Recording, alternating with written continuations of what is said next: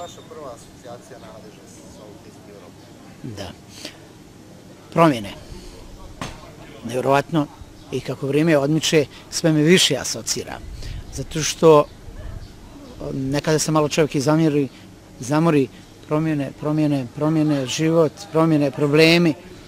I onda dođete nakon malo nekakve pauze na to, da shvatite ponovo, pa da, vidite, ovdje su problemi, zato što nisu izazvane promjene ili su promjene izazvale probleme. Dakle, promjene onako, ili da ih želimo postići, ili su se desile ne našom voljom. U svakom slučaju, to je prva asocijacija. To su po meni životni ciklusi organizacije.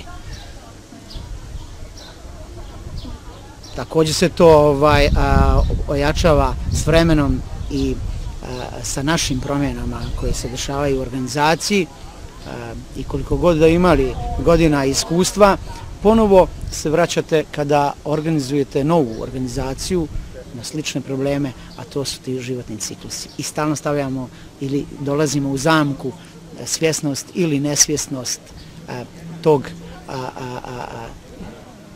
ja bih rekao, te tačke u životnom ciklusu preduzeća. Obzirom da imamo iskustva da su nam neke firme u top formi, neke firme prešle s onu stranu brda, pa smo i sad probali vratiti u novi život i da imamo neke koje su i čak dole